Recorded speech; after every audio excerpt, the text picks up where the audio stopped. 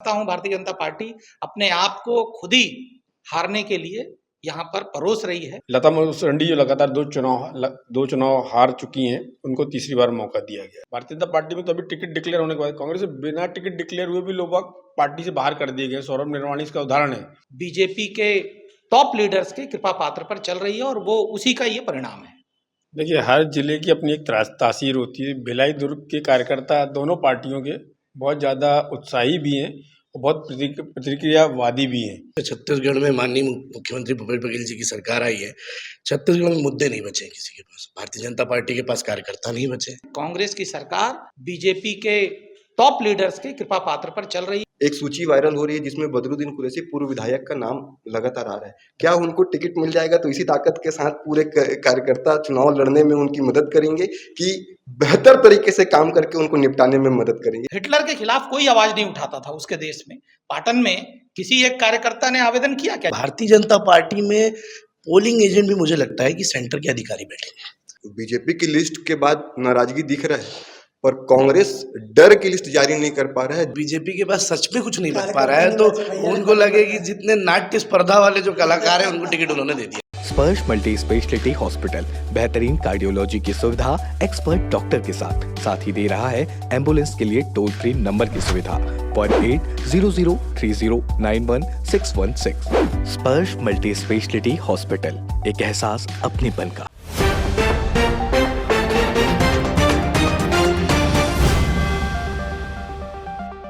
नमस्कार, मैं हूं मयंक चतुर्वेदी और आप देख रहे हैं तीरंदाज। आज यानी कि 9 अक्टूबर को बीजेपी ने अपनी दूसरी लिस्ट प्रत्याशियों की घोषित कर दी है और उस लिस्ट के बाद बहुत सारी हलचल छत्तीसगढ़ में, पूरे छत्तीसगढ़ में मची हुई है। पहले कहा जा रहा था कि बीजेपी जो है बहुत ही आमूल चूल परिवर्तन करने वाली है प्रत्याशियों में, लेकिन जो सूची आई है उसमें ऐसा आमूल चूल परिवर्तन तो नहीं दिख रहा है। हाँ, लेकिन नए प्रत्याशियों की संख्या या मतलब नए चेहरे ठीक ठाक संख्या में हैं। एक चीज़ और इसमें बड़ी दिलचस्प है कि बीजेपी को जो बहुत ही अनुशासित पार्टी माना जाता है और ये कहा जाता है कि उनकी जो बैठकें होती हैं उनकी सूचनाएं बाहर नहीं निकलती हैं, लेकिन इधर छत्तीसगढ़ में ऐसा हुआ कि सूची आज अधिकृत तौर पर पार्टी ने जारी की, लेकिन मीडिया में, कुछ मीडिया संस्थानों में ये सूची कई दिन पहले ही वायरल हो रही है। इससे लगता है कि बीजेपी में अब वो अनुशासन वाली जो बात है वो थोड़ी सी कम हुई है। लेकिन बहरहाल जो सूची जारी हुई है उससे भयंकर जो है बवाल भी मचा हुआ है और खुशी भी मची हुई, दोनों तरह की चीज़ें हैं। जैसे कि हम लोगों ने डिबेट के लिए 2 वरिष्ठ पत्रकारों को अपने साथ बुलाया है इस पूरी जो समीक्षा के लिए, सूची पर समीक्षा के लिए। हमारे बाईं ओर हैं श्री मिश्रा जी, जो कि वरिष्ठ पत्रकार हैं छत्तीसगढ़ के, और हमारे दाहिनी ओर हैं संदीप दीवान जी, जो भी छत्तीसगढ़ के वरिष्ठ पत्रकारों में गिने जाते हैं। इसके अलावा हमारे साथ बीजेपी को छोड़ करके कांग्रेस और जो कि कांग्रेस के भी कुछ पदाधिकारी मौजूद हैं, उनसे भी हम चर्चा करेंगे।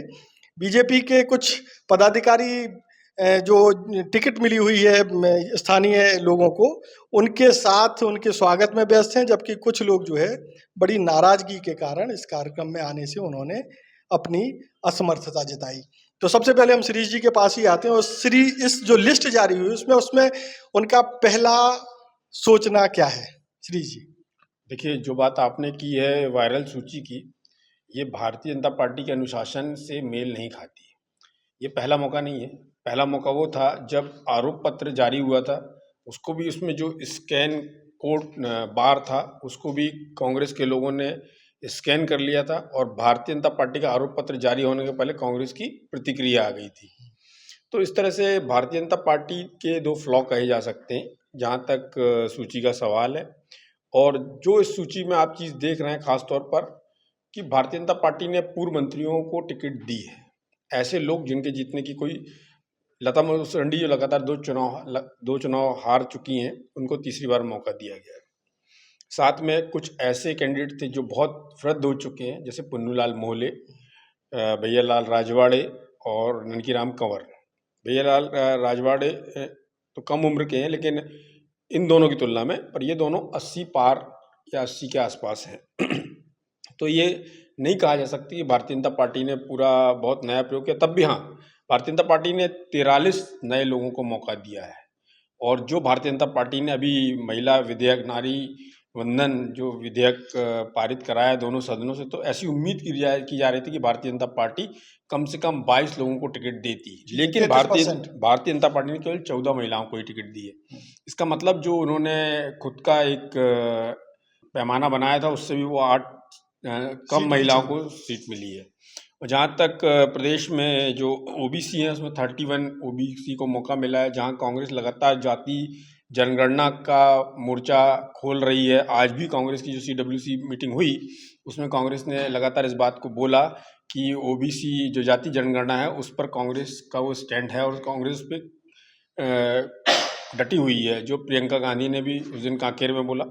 तो कांग्रेस लगातार भारतीय जनता पार्टी को घेरने के लिए जो कांग्रेस की नीति है, इस लिस्ट से ये बात तो साफ है कि भारतीय जनता पार्टी ये देखने की कोशिश की कि जिन लोगों का फील्ड में ठीक ठाक हिसाब किताब है उनको टिकट दी जा सकती। 5 सांसदों को भी उतारा है। और पार्टी के लगभग जो पुराने पूर्व प्रदेश अध्यक्ष थे, जैसे विष्णुदेव साय, धर्मलाल कौशिक, विक्रम उसेंडी, ये सारे लोग चुनाव मैदान में हैं। ये जो लिस्ट है इसको लेकर के दीवान जी आप बताएं कि जैसे कि बीजेपी ने, श्री जी ने बताया कि बीजेपी ने 33% आरक्षण की और नारी बंधन योजना के बारे में अभी काम किया है उसको लेकर के, लेकिन वो खुद क्यों नहीं इसको पालन कर पाई सीटों के बंटवारे में। अभी जो महिला आरक्षण जो भारतीय जनता पार्टी जिसको सरकार में लाया था जो है, उस पर अभी भाजपा तो ये कह रही है कि ये 2034 तक आएगा करके, कांग्रेस पार्टी भी बता रही है 2034 तक आएगा करके। तो अभी कांग्रेस पार्टी से मांग कर रही थी कि इसको इसी सत्र से लागू किया जाए, लेकिन भारतीय जनता पार्टी ने इसको नहीं किया है। तो हो न सके कुछ ना कुछ तो इसमें बात है कि आने वाले समय में या तो फिर इसको मौका मिला जाएगा। अभी वर्तमान में भी कोई नया चेहरा इनके पास नहीं होगा, हो सकता है इसलिए इसने मौका नहीं दिया होगा, कुछ बहुत पा सकते हैं। अच्छा, पिछली बार जब जो पिछला जो चुनाव था विधानसभा चुनाव, उसमें बीजेपी की हार की जो वजहें बताई गई थी कि जो पुराने चेहरे हैं उनको लोग पसंद नहीं कर रहे हैं, या जो लंबे समय से चुनाव एक ही चेहरा देखते आ रहे हैं, जबकि कोई एंटी इनकम्बेंसी क्राइम को लेकर के, डेवलपमेंट को लेकर के कुछ नहीं थी। लेकिन एक बस बेवजह अगर हम कहें कि, या ये कहें कि बार बार उन्हीं चेहरों को दोहराया जा रहा था, इसलिए पब्लिक ऊब गई थी। तो इस बार इस सूची में कुछ तो नया करने की कोशिश की, लेकिन बहुत सारे चेहरे अभी भी ऐसे हैं जो पुराने हैं। देखिए, जिन चेहरों की आप बात कर रहे थे वो चेहरे बदस्तूर इस सूची में हैं। केवल 1-2 लोगों को छोड़ दें, जैसे गौरीशंकर अग्रवाल इस सूची में नहीं है, और जिनके बारे में भारतीय जनता पार्टी के कार्यकर्ता टारगेट किए थे, जो एक बड़ी वजह थी, भारतीय जनता पार्टी के कार्यकर्ताओं ने पार्टी का साथ नहीं दिया। उनका कहना था कि जो मंत्रिमंडल में या सरकार में और संगठन में जो 50 लोग हैं, चाहे वो निगम मंडल में हो, चाहे विधानसभा अध्यक्ष के रूप में हो, या वो मंत्रिमंडल के सदस्य के रूप में हो, या फिर वो अलग अलग तरह से संगठन में बैठे हों ऐसी प्रभावी जगहों पर, वो 50 लोगों से उनके कार्यकर्ता नाखुश थे। लेकिन आप यदि सूची देखेंगे तो 50 लोग तो उसमें अभी भी बने हुए हैं। तो शायद पार्टी इस नतीजे में पहुंची है, क्योंकि भारतीय जनता पार्टी का इस बार पैटर्न बहुत बदला हुआ है। पैटर्न का पहले बेस था, एक प्रभावी नेता थे डॉक्टर रमन सिंह। डॉक्टर रमन सिंह से जुड़ी हुई चीज़ें थी, और केंद्रीय नेतृत्व जो था डॉक्टर रमन सिंह को ही उस पर पूरी तरह से बिलीव करके चल रहा था, चूँकि मुख्यमंत्री हैं। जैसा भूपेश बघेल जी के साथ कांग्रेस में जब भी कोई मजबूत मुख्यमंत्री होता है तो उसकी पार्टी का जो केंद्रीय नेतृत्व होता है वो उस पर पूरी तरह से रिलाई करता है, उस पर विश्वास करता है।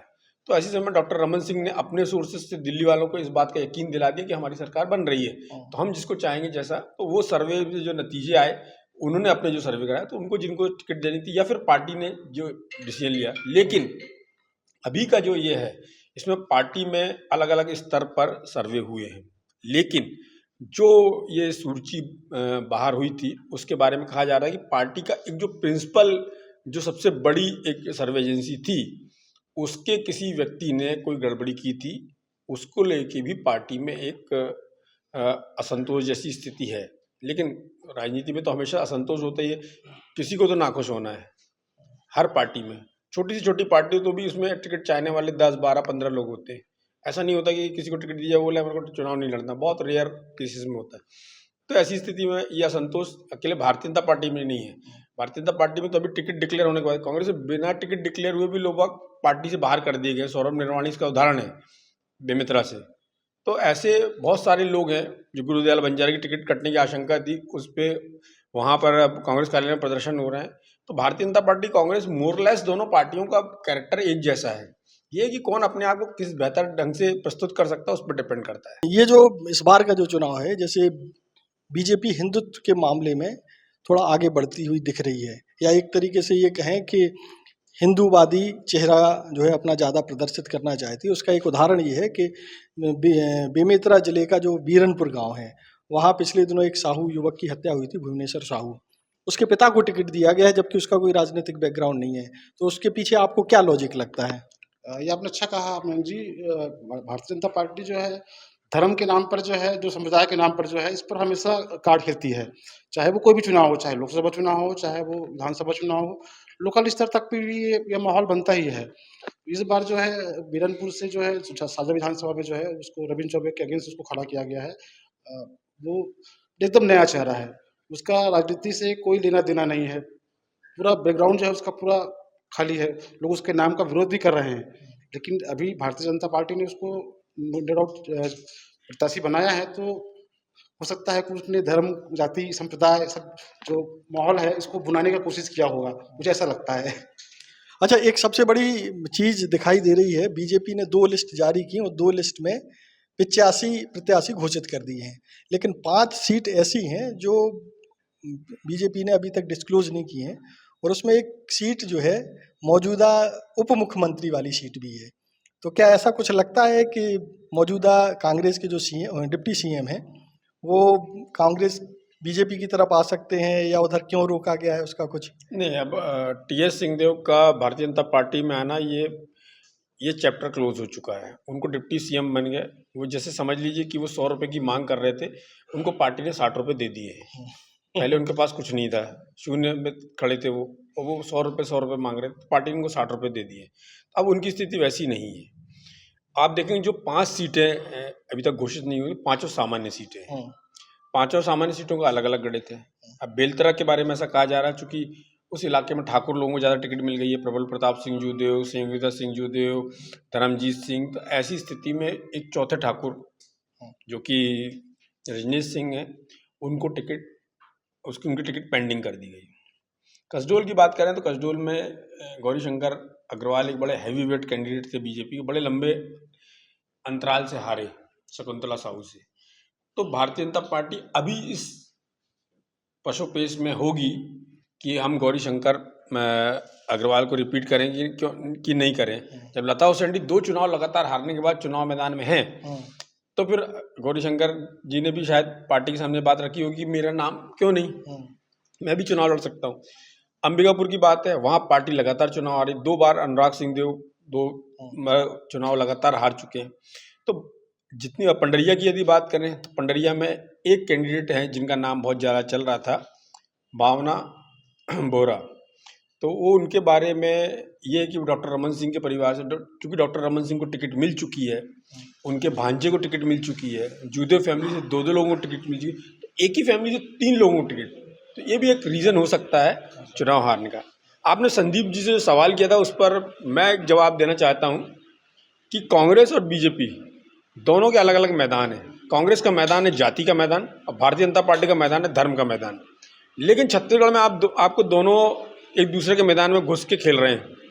भारतीय जनता पार्टी का धर्म का मैदान है, तो भारतीय जनता पार्टी के धर्म के मैदान में भूपेश बघेल ने एंट्री ले ली है। राम वन गमन पथ, कौशल्या माता का मंदिर और तमाम तरह की चीज़ें। और अजीत जो ये भारतीय जनता पार्टी धर्म की राजनीति करती, तो वो जाति वाले हिस्से में घुस रही है। साहू पॉलिटिक्स को वो उभारने की कोशिश कर रही है। प्रदेश अध्यक्ष, जैसे कि आपने ईश्वर साहू वाली बात बोली, और भारतीय जनता पार्टी चाहती है कहीं ना कहीं जो किसान वोट जिस पर कांग्रेस रिलाई कर रही है उसको 2 आधार पर बांटा जाए। एक महिला जिसको शराबबंदी के माध्यम से, एक साहू जिसको ये जो कुछ घटनाएं हुई हैं, जो प्रदेश का सबसे बड़ा जो वर्ग है वो साहू है, सबसे बड़ी आबादी किसी की थी साहू की। तो भारतीय जनता पार्टी इन 2 वर्ग को साधने की कोशिश कर रही है। तो यदि कहा जाए कि दोनों पार्टी अपना मैदान छोड़ के दूसरे के मैदान में कुछ हिस्सा लेने की कोशिश कर रहे हैं, तो कोई अतिशयोक्ति नहीं होगी। अच्छा, हमारे साथ जो है 2 दलों के नेता भी मौजूद हैं। हम सबसे पहले जहीर जी के पास आना चाहते हैं। जहीर जी जो है जोगी कांग्रेस के जिलाध्यक्ष भी हैं। दोनों दल तो तेजी से अपनी सीटों प्रत्याशी घोषित कर रहे हैं, जोगी कांग्रेस की क्या हाल है? हमारे मुखिया ने पहले ही कहा था कि हम लोग पिछली बार ये गलती किए थे कि हम लोगों ने बहुत जल्दी टिकट की घोषणा की थी। तो इस बार हम लोग आराम से और अपनी परिस्थिति को हर जगह देखते हुए उसका निर्णय लेंगे टिकट का। लेकिन जैसा कि आज डिबेट का विषय है, भारतीय जनता पार्टी के टिकट का जो वितरण हुआ, पहला वितरण हुआ, वो निसंदेह हम सबको बहुत अच्छा लगा। जहाँ पर वो हारे, वो अपनी पहली तैयारी के लिए उन्होंने दिया। लेकिन वहीं आप देखेंगे कि ये जो दूसरी लिस्ट है, ये 1 हफ्ते से पूरे पब्लिक डोमेन में घूम रही थी और उसके बाद ये फिर आज उसी लिस्ट को 100% जारी करना, मैं समझता हूँ जो 7 लोग उस कमेटी के मेंबर थे, जिन्होंने निर्णय लिया होगा, तो उनको अपने गिरबान में झाँकने की ज़रूरत है। और हम लोग शुरू से बोलते हैं ये बात कि भारतीय जनता पार्टी और कांग्रेस, जो यहाँ की वर्तमान स्टेट गवर्नमेंट की जो कांग्रेस पार्टी के जो मुखिया हैं, जो कांग्रेस को रन करते हैं यहाँ पर, वो भारतीय जनता पार्टी और के साथ मिलकर ये सरकार को चला रहे हैं। और उसी कड़ी में मैं कहूँगा कि ये जो टिकट का बंटवारा आज हुआ भारतीय जनता पार्टी में, 1 हफ्ते पहले ही ये कांग्रेस के स्टेट लेवल के बड़े नेताओं को सूचित करने का काम किया गया कि ये हमारी टिकट है और आप इसके आधार पर, वो भी आप देखेंगे आज प्रतिपक्ष चल रहा है अभी, और उसके बीच में ये टिकट की घोषणा, मैं समझता हूँ भारतीय जनता पार्टी अपने आप को खुद ही हारने के लिए यहाँ पर परोस रही है। और इसका साफ उदाहरण है जो हमारे मुखिया भी और हम सब छत्तीसगढ़ की जनता भी जानती है कि पूरे प्रदेश भर में कांग्रेस की सरकार बीजेपी के टॉप लीडर्स के कृपा पात्र पर चल रही है और वो उसी का ये परिणाम है। जो हमारे ये बहुत बड़ा आरोप लगा रहे हैं कांग्रेस और बीजेपी पर एक ही तरह के होने का, हमारे पास साथ जो है कांग्रेस के प्रवक्ता भी मौजूद हैं, आशीष यादव जी। उनसे पूछ लेते हैं कि सबसे पहले तो इनकी प्रतिक्रिया क्या है जो जोगी कांग्रेस के जिलाध्यक्ष ने जो आरोप लगाया उस पर। देखिए, मैं ये कहना चाहूँगा कि जब से छत्तीसगढ़ में माननीय मुख्यमंत्री भूपेश बघेल जी की सरकार आई है, छत्तीसगढ़ में मुद्दे नहीं बचे किसी के पास। भारतीय जनता पार्टी के पास कार्यकर्ता नहीं बचे और बाकी दलों के पास मुद्दे नहीं बचे, क्योंकि जो मुद्दे थे, जो परेशानियाँ थी, उनको बखूबी सॉल्व करने का काम किया गया। 36 में से 34 वादों को पूरा किया गया। 281 पॉइंट का हमारा मैनिफेस्टो था, जिसको हम जितना अच्छा बेहतर तरीके से पूरा कर सके थे हमने किया है, और वही लेकर हम जनता के बीच जा रहे हैं। और हम चाहेंगे कि जनता हमें आशीर्वाद दे, जनता हमें इस काम का फल दे और आगे और काम करने के लिए हमें मौका दे। और जैसा कि आज बीजेपी की लिस्ट आई है, भारतीय जनता पार्टी में पोलिंग एजेंट भी मुझे लगता है कि सेंटर के अधिकारी बैठे हैं, कार्यकर्ता है नहीं। ईडी और उनको कार्यकर्ताओं पे विश्वास भी नहीं है, इसलिए उन्होंने कार्यकर्ताओं के हिसाब से टिकट भी नहीं दिया।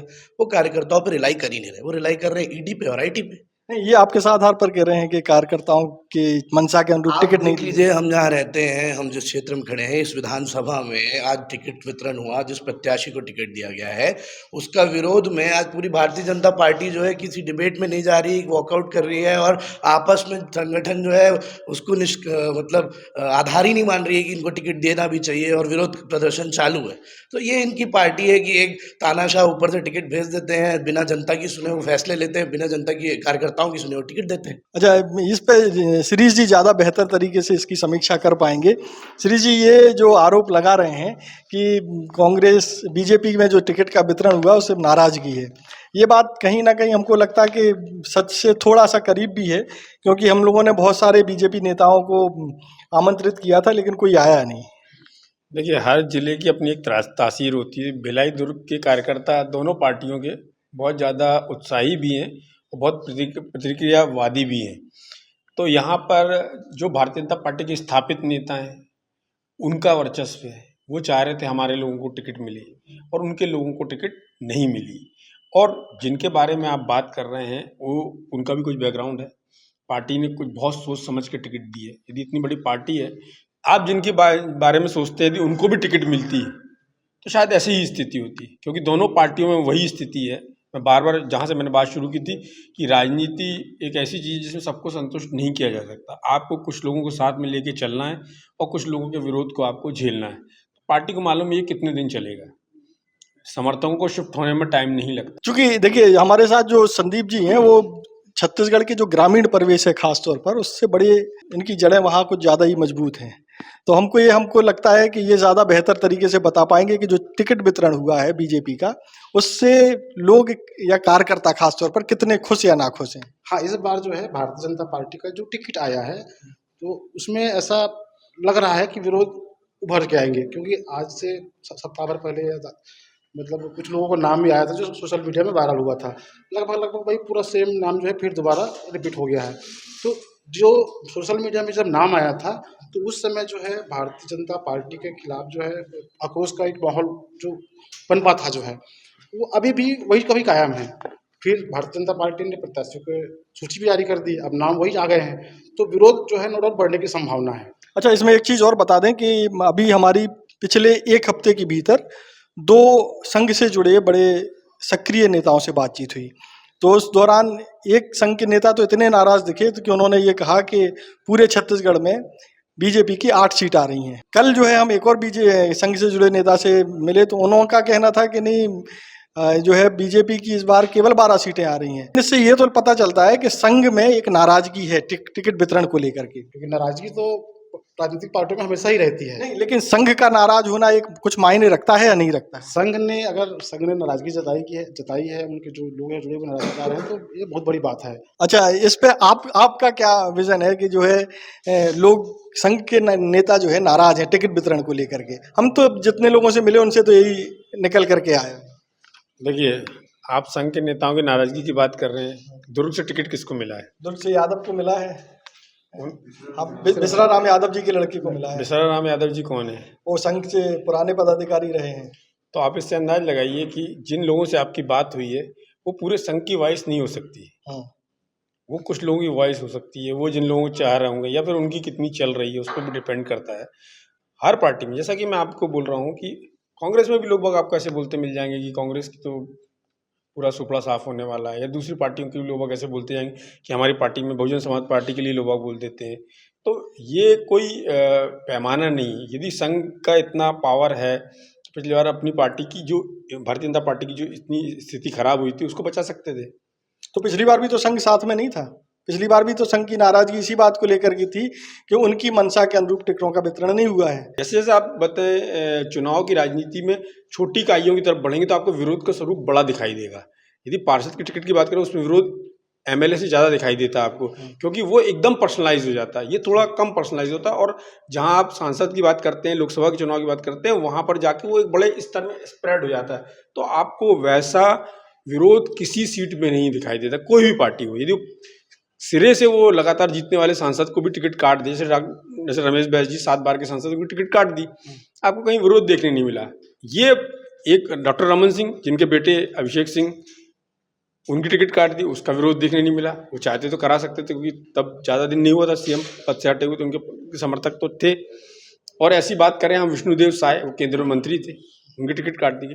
तो ये बताएं, ये डिपेंड करता है कि हम कौन से चुनाव को देख रहे हैं और उस क्षेत्र के लोग कितने प्रतिक्रियावादी हैं, वो भी एक। अच्छा, इस पर इन लोगों से भी व्यू ले लेते हैं। दोनों विपक्षी दल के लोग मौजूद हैं कि भाई उनका क्या सोचना है कि क्या वास्तव में लोगों में असंतोष है, खासतौर पे बीजेपी कार्यकर्ता में। आपके तो बहुत सारे मित्र होंगे, कभी आप लोगों ने उसके साथ काम किया होगा। देखिए, हाल ही में जो सूची जारी हुई आज के दिन, उससे इतना विरोध है कि जो भी सामाजिक कार्यक्रम है या कोई भी राजनीतिक कार्यक्रम है, बीजेपी के कार्यकर्ताओं ने सब जगह को बायकॉट कर दिया। कोई भी एक कार्यक्रम आज सुबह से हमको मिले नहीं है। हमारे जो व्यक्तिगत तौर पे मित्र है उनमें भी नाराजगी है, पर ये तो सीधी सी बात है कि उनको भी अपनी हार का पता है। बीजेपी के जो कार्यकर्ता हैं अभी वर्तमान में उनको, चूंकि आप तो विपक्षी दल के हैं तो ये तो कहेंगे, कुछ में कुछ तर्क संगत बात भी है क्या? देखिए, भूपेश बघेल जी के जो कार्य हैं उसमें उन्होंने पहले ही, आज से 6 महीना पहले उन्होंने नारा दे दिया था 75 बार। तो ऐसे में भाजपा ऑटोमेटिक डरी हुई थी। उसमें अब जो टिकट वितरण में उनके लोगों को नहीं मिला तो डर खुल के बाहर आ रहा है, वो सब जैसे बॉयकॉट हो जा रहे हैं। अभी इससे पहले भी 2-3 राजनीतिक कार्यक्रम में हम गए थे, वहाँ भी वो वही बोले, आज हमारा टिकट बटा है, बहुत नाराजगी है, हम पार्टी कार्यालय जा रहे हैं, हम नहीं आएंगे। आप अगर थोड़ी खोज खबर करेंगे तो आपको ये न्यूज़ मिल जाएगी। ऐसी स्थिति है कि अगर सांसदों को विधायक का टिकट दिया जा रहा है तो आप समझ सकते हैं कि भारतीय जनता पार्टी किस स्तर पर खड़ी है। नहीं, तो पार्षदों को भी तो दिया है। पार्षदों को तो टिकट मिलने की नाराजगी है। नहीं, और ऐसे ऐसे पार्षदों को दिया है जो कई बार बीजेपी छोड़ के भी गए हैं। उन्होंने, मतलब बीजेपी के पास सच में कुछ नहीं लग पा रहा है, तो उनको लगे कि जितने नाट्य स्पर्धा वाले जो कलाकार हैं उनको टिकट उन्होंने दे दिया है। अच्छा, गौरीशंकर जी, आपको क्या लगता है कि क्या वास्तव में नाराजगी है या? राजनीतिक दल भ्रष्टाचार के खिलाफ बात नहीं करती है या उस पर काम नहीं करती है। मैं एक विस्तृत रूप से, मैं भिलाई में रहता हूँ। यदि भिलाई की तासीर को हम देखेंगे, पिछले बार प्रेम प्रकाश नहीं, विरोध है या नहीं है? पिछले बार प्रेम प्रकाश पांडे जी काफ़ी करोड़ों रुपया खर्च किए, फिर भी हार गए। उसके पीछे कारण क्या है? कहीं ना कहीं आप मूलभूत समस्याओं से हट के केवल अपने स्वार्थ के लिए, चाहे भारतीय जनता पार्टी हो चाहे कांग्रेस पार्टी हो, केवल अपने स्वार्थ के लिए, अपने कमीशन के लिए अगर काम करते नहीं हैं तो ये जोगी जोगी जनता में जो उसका जो विरोध रहेगा। जोगी कांग्रेस में अभी अगर टिकट वितरण को लेकर के विवाद होता है तब भी आपके विचार ऐसे ही रहेंगे? बिल्कुल ऐसे ही रहेंगे। देखिए, हम छोटे दल के रूप में हैं और यहाँ पे लड़ने वालों की संख्या भी कम है। कोई किसी के ऊपर कोई किसी पे विरोध नहीं है। अगर कोई भी लड़ेगा उसके साथ में हम लोग रहेंगे। मैं एक बात कहना चाहता हूँ कि बिल्कुल भ्रष्टाचार के खिलाफ आपके जंग होना चाहिए, जो प्रधानमंत्री कहते हैं। ठीक है, ठीक है। अच्छा, मैं जोगी कांग्रेस से और भी हमारे साथ नेता जुड़े हुए हैं। क्या आपको लगता है कि बीजेपी की लिस्ट से बीजेपी में असंतोष है? देखिए, बीजेपी की लिस्ट से भारी असंतोष है। जैसे आप कह रहे थे कुछ देर पहले, आरएसएस के लोगों से आपकी बात हुई। हमारे भी संपर्क में काफ़ी आरएसएस के लोग हैं। बीजेपी के नेताओं का कहना है कि आरएसएस जो अपने आप को गैर राजनीतिक संगठन बताता है, बिसरा राम यादव बैठे हैं अपने बेटे के लिए लड़ाई लड़े, वो जनता के लिए लड़ाई नहीं लड़े। जहाँ पे अहिवारा विधानसभा में डोमनलाल कोरसेवाड़ा जी को सीट दे दी गई है, वो तो ये परिस्थिति है कि उनको पकड़ के चलाओ तो चलते हैं। तो ये परिस्थिति वहाँ पे है। जो कार्यकर्ता लगातार मेहनत कर रहे थे वो नाराज हैं। प्रेम प्रकाश पांडे जी की स्थिति अमूमन वही है। ऐसे सभी जगह भाजपा की लिस्ट से नाराजगी काफ़ी ज़्यादा है। परंतु एक चीज़ और मानना पड़ेगा, बीजेपी की लिस्ट के बाद नाराजगी दिख रहा है, पर कांग्रेस डर की लिस्ट जारी नहीं कर पा रहा है। जानबूझ के वो आचार संहिता और नामांकन के बेहद करीब अपने लिस्ट को लेके जाना चाह रहे हैं कि कांग्रेस की लिस्ट से कार्यकर्ता तो नाराज होंगे ही होंगे, जनता भी नाराज होंगे। कल हमारी एक बड़ी बैठक थी भिलाई 3 चरोदा के गनियारी वार्ड में, जहां से वहां के महापौर आते हैं और संभावित उम्मीदवार भी हैं कांग्रेस से। वहां उनके स्वजाति लगभग 200 से 250 की संख्या में उपस्थित थे और सारे एक स्वर में उनको नकार रहे थे कि ये ऐसा व्यक्ति हमको नहीं चाहिए। ये कांग्रेस जिस विधानसभा में वार्ड से लेके विधायक तक के, मुख्यमंत्री तक के उस विधानसभा में रहता हो कांग्रेस से, और वहाँ विकास नहीं हो पा रहा है, तो नाराजगी का स्तर वहाँ उस लेवल पे जनता के अंदर। देखिए कांग्रेस का तो आपने, बीजेपी का तो बता दिया नाराजगी, आप लोग अपना नहीं बता रहे हैं। देखिए जोगी कांग्रेस वाले बता रहे हैं। मेरे आदरणीय भैया को मैं बताना चाहूँगा कि कांग्रेस एक लोकतांत्रिक पार्टी है। हमारे यहाँ पे ऐसा नहीं होता कि फरमान जारी हो जाए और टिकट मिल जाए। स्ट्रेटेजी के तहत, रणनीति के तहत मुख्यमंत्री जी ने भी कहा, मुख्यमंत्री जी ने भी कहा, माननीय बघेल जी ने भी कहा कि हम रणनीति के तहत टिकट दे रहे हैं। बीजेपी ने हमारे लिए कोशिश की थी कि एक चारा फेंकने का। उन्होंने 21 लोगों की लिस्ट जारी करी कि हम हड़बड़ा जाएं और हम हड़बड़ा के लिस्ट जारी कर दें। पर कांग्रेस में संयम और कॉन्फिडेंस पूरा का पूरा बरकरार है। हम ना घबरा रहे हैं, ना हम कोई टेंशन ले रहे हैं। हमको पता है जीत हमारी 75 पार, जनता हमें आशीर्वाद जरूर देगी। अच्छा, बीजेपी ने जो है 33% महिलाओं को टिकट नहीं दिया है, जो उन्होंने अभी योजना भी लाए हैं, उस पर आपको क्या लगता है कि क्यों? देखिए, आप खुद ही बता रहे हैं कि वो जो योजना लाए हैं उसमें खुद ही अमल नहीं कर रहे हैं। 33% का जो फार्मूला लाए हैं उसमें अभी के आप टिकट वितरण को देख लीजिए, उसमें कितने महिलाओं को जो है वो दे रहे हैं और उनको बोल रहे हैं 2034 में हम उसको इम्प्लीमेंट करेंगे, लाएंगे। मैं चूंकि अहिवारा विधानसभा से आता हूँ, वहाँ से उषा बारले जी भी लॉबी कर रही थी भारतीय जनता पार्टी से चुनाव लड़ने के लिए। उनके यहाँ अमित शाह जी भी आए थे मिलने के लिए, लेकिन आप स्थिति देख लीजिए। दूसरी बात, मैं जिस विधानसभा से आता हूँ वहाँ के स्थानीय गरीब किसान मजदूर के बेटे को आज तक टिकट नहीं मिला गया है। कभी कोई रायपुर से आके वहाँ का विधायक बन रहा है, कहीं कोई बाहर से आके, अभी भी वहाँ स्थिति ऐसी। तो भाजपा और कांग्रेस दोनों जो लोग हैं ये छत्तीसगढ़ को और लूटने का काम कर रहे हैं, भ्रष्टाचार का काम कर रहे हैं। आप हर जगह देख लीजिए। नहीं, लेकिन मौजूदा मुख्यमंत्री तो कहते हैं छत्तीसगढ़िया सबले बढ़िया, छत्तीसगढ़िया बात पर काम कर रहे हैं। केवल वो नारा दे रहे हैं, सोटा खा रहे हैं केवल दिखावा के लिए। संस्कृति को ठीक है बढ़ावा कर रहे हैं, लेकिन आप जब हम जिस संस्कृति में रहते हैं, जिस परंपरा को हम मानते हैं, क्या हमारे पढ़े लिखे, हमारे जैसे बेरोजगार भाई जो हैं, हम लोग कुंवर भी नहीं, क्या बताइए आप। नरवा घुरवा का बाड़ी का कॉन्सेप्ट लाया है, आप उसकी स्थिति आप गांव में जाकर देख लीजिए। गौठान में आपको हमारी गौ माता नहीं मिलेगी, रास्ते पे मिलेगी। और दूसरी बात, हमारे रुद्र गुरु जी जो मंत्री थे हमारे अहिवारा विधानसभा क्षेत्र के, कई गाँव आज भी ऐसे वहाँ गए ही नहीं है। मैं खुद जिस गाँव में रहता हूँ वहाँ गए नहीं है।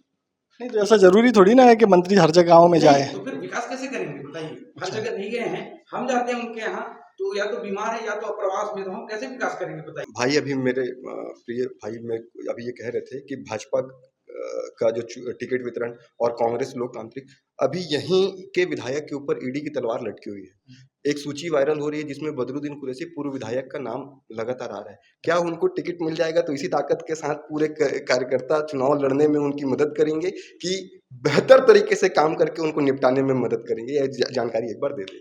निश्चित रूप से कांग्रेस पार्टी जिस भी उम्मीदवार को टिकट देगी, हम उसके समर्थन में लड़ाई लड़ेंगे बूथ स्तर पे और उसको जिता के लाएंगे। हम आश्वस्त हैं कि किस कैंडिडेट को टिकट मिल रहा है, जिसने अच्छा काम किया उसको टिकट मिलना है। भिलाई का स्वरूप बदला है, माननीय विधायक के काम से हम खुश हैं, कार्यकर्ता खुश है, सारा भिलाई खुश है, तो लगता है उन्हें टिकट दिया जाएगा और हम चाहते हैं कि उन्हें टिकट मिले। अगर उनको टिकट नहीं मिलता, पार्टी जिसको भी टिकट देगी हम समर्थन करेंगे। मयंक जी, आप हमारे जो कांग्रेस श्रीश जी कुछ पूछना चाह रहे हैं जी। आपने एक बात की कि भारतीय जनता पार्टी में ऊपर से अचानक से नाम डिक्लेयर हो जाता है। आपकी पार्टी इस समय पूरे देश में सबसे मजबूत कहीं पर है तो छत्तीसगढ़ में जी। भारतीय जनता पार्टी सबसे ज्यादा कमजोर कहीं है तो छत्तीसगढ़ में। मेरा सवाल आपसे ये है, जब आपकी पार्टी को इतना बड़ा मौका मिला तो आपने 3 सांसद अलग अलग 3 राज्यों के यहाँ पर क्यों और छत्तीसगढ़ के व्यक्ति को क्यों मौका नहीं मिला? इसमें कहाँ से फरमान जारी है? देखिए, छत्तीसगढ़ में जितने भी हमारे विधायक के कैंडिडेट 72-71 तो हम वैसे ही हो चुके थे और पार्टी हाईकमान का निर्णय होता है कि किसे राज्यसभा चुनकर ले जाएंगे। तो निश्चित रूप से हम हाईकमान की सारी बातों को मानते हैं और एक अनुशासित रूप से पार्टी चल रही है। तो ये बात तो वही हो गई कि भाई हाईकमान तो उधर भी हाईकमान ही चलता है और यहाँ भी हाईकमान। मेरी बात सुनिए, अगर आप राज्यसभा की बात कर रहे हैं, उस बात पे मैंने बात कही और बल्कि बाकी सारी चीजों में जिसपे चयन नहीं उसमें राज्यसभा भेजने की जब बारी आई तो छत्तीसगढ़ सरकार ने, छत्तीसगढ़ के नेताओं ने छत्तीसगढ़िया बात पर काम क्यों नहीं किया? देखिए, जिस प्रत्याशी को बनाया गया राज्यसभा के सदस्य, उसकी एलिजिबिलिटी भी तो बहुत इंपॉर्टेंट थी और उनका आपके 71 तो हमने विधायक बना लिए थे, 12 तो बचे थे भाजपा के पास और नए आप बताइए तो फिर पार्षदों को भी विधायक बना लेते हैं। तो मतलब बात तो ऐसी थी कि हमारे पास जितने भी चेहरे थे जिन्होंने भी थोड़ी सी मेहनत की है, जनता का प्यार और आशीर्वाद उनको पूरा ही मिला है। छत्तीसगढ़ के कांग्रेस के कार्यकर्ताओं में कोई असंतोष है नहीं, ये नहीं पता जो कि कांग्रेस को क्यों असंतोष नहीं। आपकी पार्टी की भिलाई की एक अच्छी कार्यकर्ता है। हमारे पिछली बार जो प्रोग्राम हुआ यहाँ कुलगांव में, उसमें हमारी मुलाकात हुई, तुलसी साहू उनका नाम है। उनका नाम राज्यसभा में डिक्लेयर होने के बाद भी क्यों कट गया? विधानसभा में राज्यसभा में मुझे इस बात की तो बिल्कुल जानकारी नहीं कि डिक्लेयर होने के बाद कट गया। मुझे इस बात की जानकारी कि उनका नाम पिछली बार वैशाली नगर विधानसभा से निश्चित रूप से उम्मीदवारी वो कर रही थी। हमारी कांग्रेस की अध्यक्ष भी रही है, जिले की अध्यक्ष रही है, उनके नेतृत्व में हमने काम किया है बूथ लेवल पर और उनका साथ अभी भी हमारे साथ है। इस बात का परिचय है कि जो भी हमारे नाम लिए जा रहे हैं वो सब आज संगठित होकर साथ मिलकर चल रहे हैं। नहीं, इस पे संतुष्ट नहीं है। जहीर जी हमारे ख्याल से बता पाएंगे कि जो सवाल उठ रहा है कि छत्तीसगढ़ के किसी व्यक्ति को राज्यसभा की सीट के लिए क्यों नहीं योग्य पाया गया, इस पर जहीर जी आप क्या? जैसा हमारे साथी कांग्रेस के साथी ने कहा कि लोकतांत्रिक पार्टी है, लोकतांत्रिक पार्टी का निर्णय यहाँ के 3 करोड़ जनता को छोड़कर दिल्ली के हाईकमान के द्वारा होता है और राज्यसभा के टिकट्स जब छत्तीसगढ़िया सबले बढ़िया है तो 3 करोड़ लोगों में कोई ऐसा नहीं था। पहला। दूसरा, कौन सी ऐसी लोकतांत्रिक पार्टी है? ये हिटलर चाहिए, मैं कहता हूँ।